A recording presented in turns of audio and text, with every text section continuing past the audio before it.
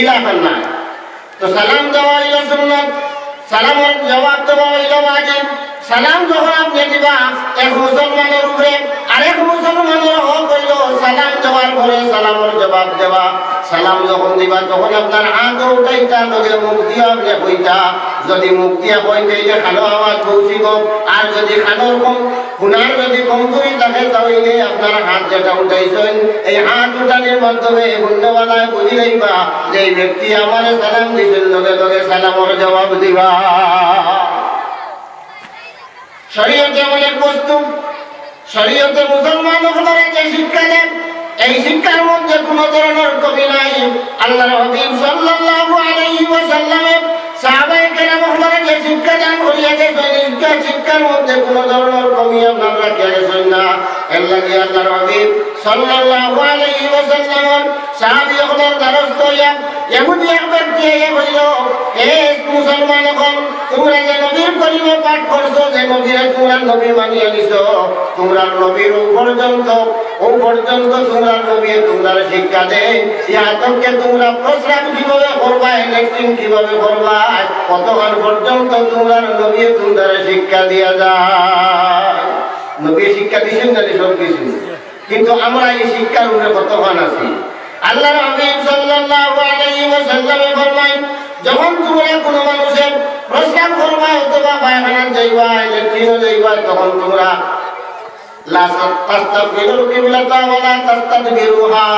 যখন লেট্রিন বা প্রস্রাব যাইবা তখন তোমরা কিবলামুখী হইও না এবং তোমরা পূর্ব দিকে তোমরা পিঠ ফিরাইও না। এটা হইল আল্লাহর হাবিব সাল্লাল্লাহু আলাইহি ওয়াসাল্লামের বাতাই দেওয়া। খেলে বলে পশ্চিম দিকে যদি আমি মুখ করি তাহলে আমরা যেদিকে নামাজ পড়ি আমরা কিবলা হইল খানায় কাবা, বাইতুল্লাহ, আল্লাহর ঘর। আল্লাহর ঘর যেদিকে আল্লাহর ঘর আছে এইদিকে আপনি প্রস্তাব করতে না, এইদিকে আপনি আপনার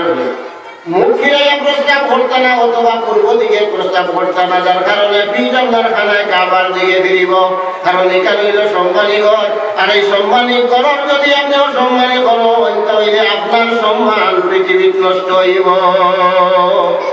ইজ্জতে আপনি যদি কমাইতে চাই এহানত করেন তাহলে আপনার ইজ্জত নষ্ট হইব, যাই ইজ্জতই তার ইজ্জত আজ করতো না। হাজির করেন তো প্রথম বললে মুসলমানের অপর মুসলমানরা যখন সালাম দিবা তখন সালামের জবাব দেওয়া হইল ওয়াজিব। 2 নম্বর হক হইল মুসলমানের, যদি কোনো মুসলমান অসুস্থ হইলেন, বেমার পড়ে যায় তাহলে এই অসুস্থ মুসলমানকে দেখার যাওয়া, ইয়ার কুরসি করা অর্থাৎ আদর লাগিয়া যাওয়া, জিজ্ঞাসাবাদ করা যাও, বেমার বাইতে এনেছেন তাকে দেখা করার জবাব। এবং যখন দেখা করার যাওয়ার পরে আল্লাহর হাবিব সাল্লাল্লাহু আলাইহি ওয়াসাল্লাম ফরমায়, যখন কোনো বেমারির দেখার যাইবা, বেমারির দেখার যাওয়ার পরে বেমারির মাথার দ্বারা বইয়া অথবা বেমারির কিনারে বইয়া আপনি এলা কোনো শব্দ ব্যবহার করতে না, এলা কোনো বাক্য আপনার মুখ থেকে বাইর হইত না, যে বাক্যর দ্বারা যে শব্দের দ্বারা বেমারির মনের মধ্যে একটা আতঙ্ক বাবাই যায়, এলা শব্দ আপনি কইতা না। বেমারির দ্বারা বইয়া কইতে দিন ইয়া আল্লাহ ইটা কিরা বেমার তোমার হয়েছে, যদি ইয়া আল্লাহ ইটা কিরা হইছে তোমার কইয়া আপনি আওয়াজ দেন যে বেমারির তো বেমারের কারণে এমনি ঔষধরা, আর আপনি যখন কইবা খোয়ার বাদে বিতইব আর ঔষধ করি না। এর লাগে আল্লাহর হাবিব সাল্লাল্লাহু আলাইহি ওয়াসাল্লাম ফরমায়, যখন কোনো বেমারি দেখা যাইবা, বেমারি দেখা যাওয়ার পরে বেমারি দেখা হইল মুসলমানের হক। আপনি মুসলমান ভাই হিসাবে যখন দেখা গেছেন, যাওয়ার পরে আপনার কাম হইল বেমারির মাথার মধ্যে আপনি হাত দেখবা, আর মাথার মধ্যে হাত দিয়া আপনি ওখান সন্তানে দেখবা যে ইনশাআল্লাহ কোনো ক্ষতি নাই। যদি বেমার কমেতে তো ভালো, আর যদি বেমার কমে না তাহলে এই বেমারের কারণে তোমার গুনাহ যেখানে আছে ওখানে আল্লাহ রাব্বুল আলামিনে মাফ করিয়া দিবা। ইনশাআল্লাহ কোনো ক্ষতি নাই, তুমি কিনা ওরাই তা করায় অর্থাৎ গুনাহ যেখানে ওখানে তোমার কমের গুনাহে আল্লাহ মিটাই দিলা বেমার দিয়া। এর লাগে আল্লাহর হাবিব সাল্লাল্লাহু আলাইহি ওয়াসাল্লাম ফরমায়, কয়েকজন মানুষ আছেন যারা শহীদ হই না, কিন্তু এরপরেও এর নাম শাহাদাতের দরজাত লেখা হয়ে যায়। এর মধ্যে থেকে এক করে মানুষ হয়ে গিয়া যারা পেটের বেমারে মারা যায়। পেটর অসুস্থতায় পেটর বেমারে যে মানুষ মারা যায় আল্লাহর হাবিব সাল্লাল্লাহু আলাইহি ওয়াসাল্লামে ফরমায় এই ব্যক্তি মারা যাওয়ার পরে রব্বুল আলামিন এই ব্যক্তির দরজায় শাহাদাত দান করবা পেটর ব্যথায় মরে গেলে অপর ব্যক্তি আল্লাহর হাবিবে ফরমায় যদি দেওয়ার ভাঙ্গিয়া পড়ে যায় ওয়াল ভাঙ্গি গেছে আর ওয়াল ভাঙ্গিয়া ওয়ালর মাটির মধ্যে অথবা পাহাড় ওয়ালর চাপা পড়িয়া কোনো ব্যক্তি মারা গেছে এলাকার যদি কোনো ব্যক্তি মারা যায় তাহলে এই ব্যক্তির রব্বুল আলামিন আপনার শাহাদাতের দরজা দান করবা এখন কইতাই নি মুসলা হইয়া আর কইতা নি বলেতে লাগি যাই ওয়াল এখন ভাঙ্গা তার কোনো রকম উঠে পড়ি যাও তার কাম শেষ হয়ে যাও ওলা নেই ইটা না বুঝান গিয়া যদি বেড়া লাগি যায় বুঝতে সময় যদি বেড়া লাগাইতে মুসলা ছাড়া বেড়া এর লাগিয়া আমি গত বছর ঈদগাহে আলোচনা করলাম ও আলোচনা ওখান কোনো একজনে বুঝার অসুবিধা হয়েছিল পরবর্তী একদিন আমার জিজ্ঞাসা করিয়া এরপরে আমি কইছি যে বিষয়টা ইলা নাই ওলাখা ও যে যাই না আমার জিজ্ঞাসেন আমি ধন্যবাদ দিছি মনে মনে যে জিনিস তার মাইকও বুঝবাইছেন না ও জিনিস পরবর্তীতে আমার একাকী অবস্থায় জিজ্ঞাসা কইছে যে ও দিন করে বয়ান দেখবো আলোচনা যেটা এটা আমার বুঝো আইছে না তো দেখলাম যে বুঝো আইছে না হিসাবে ওখান থেকে ফিরিয়া পুনর্বার ওখানে বুঝার চেষ্টা করছেন আমরা লাগে কেন জরুরি কারণ ভুল মশলা যদি জানিয়া বই থাকি যে ও ভুলে বলে সারা জীবন আমার অতিবাহিত হয়ে যাব এর লাগিয়া যদি কথা লাগে বুঝো অসুবিধা হয় তাহলে এই জায়গা আপনার লগে লগে প্রশ্ন না করিয়া আলাদাভাবে গিয়া যদি সব জিগাই দেয় তাহলে আপনার হওয়া জিগানি সুবিধা হইব হাজির দেখলাম তো ভাইলা 2 নম্বর হক হইল এক মুসলমান যদি ব্যবহার করেন তাহলে তোমারই এই আদতের লাগি যাওয়া 3 নম্বর হইল আর এক মুসলমানের হক 3 নম্বর হক হইল বলে এক মুসলমান যদি মানুষ মারা যায় তাহলে অপর মুসলমান জনতার মধ্যে শরীক হইল কি আপনার মুসলমানের হক মুসলমান মারা যায় যদি মারা যাওয়ার পরে আপনি গ্রামবাসী হোক আর প্রতিবেশী হোক আর যেখানে হোক যদি আপনি উন্নয়ন আপনার লাগি প্রয়োজন আপনার সম্ভব যদি হয় তাহলে জনতার নমাজও শরীক হইতা জনতার নমাজও শরীক হইতা এখানে হইল আপনার হক আর এক মুসলমান ভাই ধরে এর লাগে আমার মধ্যে যে প্রথা করি রয়েছে একজন মানুষ মারা যাওয়ার পরে এই ব্যক্তির ঘরে যখন কোনো মানুষ যায় যাওয়ার সময় পিতা লইয়া যায় বিশেষ করিয়া বেটি মানুষ যারা আছেন এরা চাউল লইয়া যায় যায়নি না চাউল এখন ওই 5 কেজি বা 250 লিটার ডুঙ্গাত বান্ধিয়া লইয়া মোরাবাড়ি যায় এই যাওয়াই ফায়দা আছে না নাই এই যাওয়ার ফায়দা আছে না নাই আছে ফায়দা কি লাগা বলে আপনার এক মুসলমান ভাই মারা গেছে আপনার লাগিয়া উচিত হইল মুসলমান ভাই জনজাত শরীক হইতা মহিলা হইতে তো জনজা নাই জনজাত যাওয়া নাই দমন খাবনো মুসলমান মহিলা হল যাওয়া নাই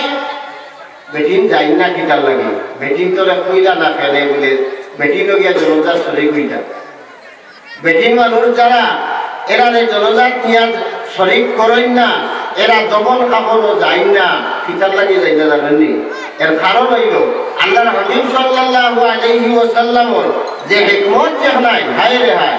যে হিকমত যেখানে নিতেন কতখান মহিলাগণ যারা এই মহিলাগণ যদি জনজাত নমাজে যাইতাম অথবা কবরস্থান পর্যন্ত যদি যাইতাম তাহলে এই মুসলমান মহিলাগণে কবরস্থান থাকিয়া বেহুশ অবস্থায় ঘুরাইয়া না রাখলো রে কারণ এক মহিলা লইয়া বাড়ি থাকি বারইয়া যাওয়ার সময় মহিলাগুলোর যেভাবে ক্রন্দন হয় মহিলাগুলোর যেভাবে খান্দই এটা বেটাইতে খান্দই নেই বেটাইতে খান্দই না এর লাগিয়া মহিলাগুলোর দিল হইল নরম আর পুরুষের দিল হইল শক্ত এর লাগিয়া মহিলা হল এই কাম গিয়া মহিলে খবর তৈরি আবার মতো ক্ষমতা মহিলাগুলোর নাই এর লাগি মহিলা হল যাই না তো এই মহিলা যখন দেখান গেলাম অথবা কোনো পুরুষ দেখান গেলাম তবে খেয়াল রাখতে হইব কোনো একজন মানুষ যদি মারা যায় পুরুষ মানুষ যদি মারা যায় তাহলে সারা গ্রামের মহিলা সকল যারা এরার লাগিয়া দেখা কিন্তু হক না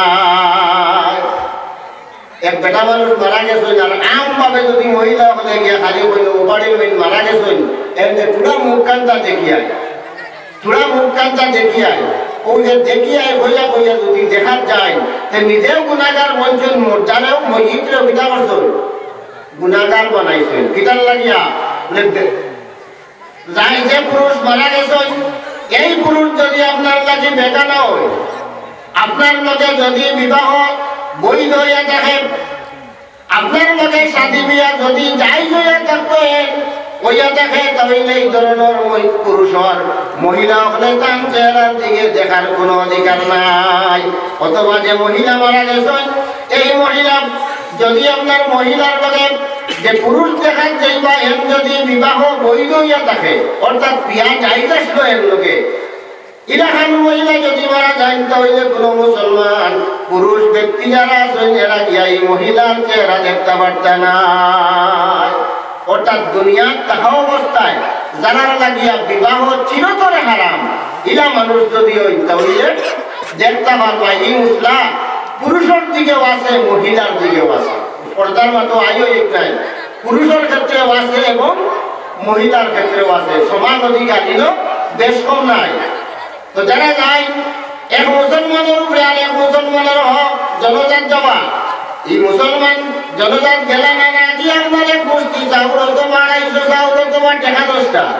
লইয়া গিয়াও বাড়ি রাখিয়া আইলা ও মুসলমান ভাই পক্ষ থেকে টাইম পিতা করলা একটা সরকার দিলাইলা আর এই সরকার যেমন আছে এই সরকার সব রব্বুল আলামিনে ওই গিয়ে দান করবা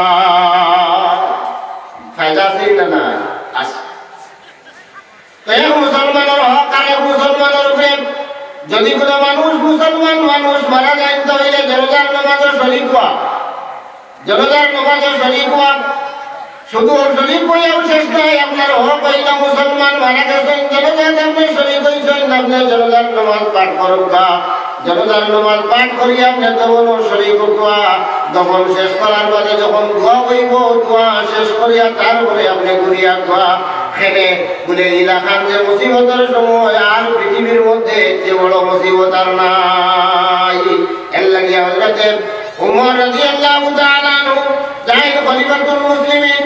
মুসলিম বিশ্বের দ্বিতীয় নম্বর খলিফা হইল হযরতে উমর রাদিয়াল্লাহু আনহু। এই উমর রাদিয়াল্লাহু আনহু যাই কতখান পাওয়ারফুল কতখান আপনার ক্ষমতাসীন। উমর রাদিয়াল্লাহু তাআলা আনহু যেভাবে পাওয়ার আছিল ক্ষমতা আছিল ওলাখান ন্যায়পরায়ণ আসলা বলা ন্যায়পরায়ণ কতখান হযরতে উমর রাদিয়াল্লাহু তাআলা আনহুর জমানায় তাই খলিফা এমত অবস্থায় শাম দেশে রওনা দিছেন। শাম দেশে রওনা দেওয়ার সময় হযরতে উমর রাদিয়াল্লাহু তাআলা আনহু ফরমান তার যে গোলাম আছিল গোলাম হয় যে সামনে রওনা দিয়া আর উঠলইয়া রওনা দিও আমি উঠোর উপরে সওয়ার হইব তুমি টানি ভাই আর ফিরিয়া কতখান যাওয়ার পরে তুমি উঠোর উপরে বই ভাই আমি তোমারে টানি টানি লইয়া যাইব। খালি মালিকে যে লইয়া ছড়িটা গোলামের টানি তো না। হযরত ওমর রাদিয়াল্লাহু আনহু যাইতে যখন আপনার শাম দেশের কিনারা লইলেছেন যখন গিয়ে আপনার বাড়ি ঘরের আশপাশ লইলেছেন ওই সময় দেখা যায় হযরত ওমর রাদিয়াল্লাহু আনহুর বাড়ি শেষ টানবার বাড়ি শেষ এখন টানবার বাড়ি গোলাম বইবার বাড়ি আইছে হামাইত্রা গিয়া শহর টাউনও হামাইত্রা এখন গোলাম উঠে বইবার বাড়ি আর ওমর রাদিয়াল্লাহু আনহুর টানিবার বাড়ি। গোলামে কইলা ও খলিফা আয় খলিফাতুল মুসলিমিন এখন তো আমার বাড়ি কিন্তু আমি চাই আর আমার বাড়ি ওটা আপনি দেখবেন আমি তো গোলাম আপনি হইলা মালিক আপনি মালিক আমি গোলাম আমি গোলামে আমার যে বাড়ি যেখানে নয় আপনারে দিয়ার কারণ একটা শহর হইয়া ঢুকিয়ার এক শহরের মাঝখান হইয়া আমার এখন যদি কোনো মানুষে দেখে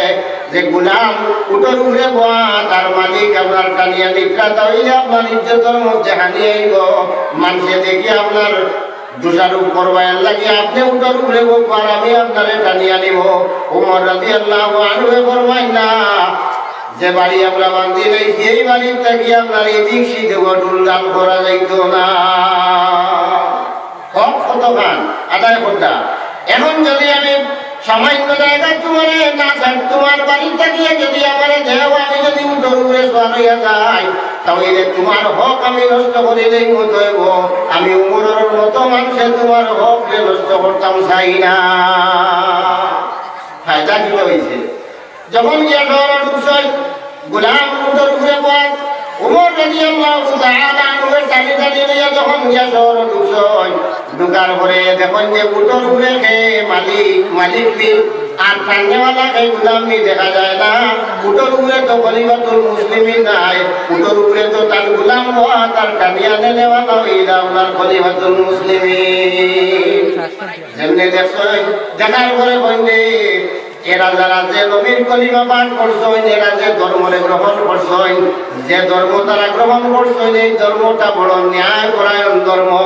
এই ইসলাম মজহব যেটা আছে এটা বড় ন্যায় বিচারের মজহব। অতএব সমস্ত মানুষ হলে দেখিয়া একসাথে পাঠ করি লা ইলাহা ইল্লাল্লাহু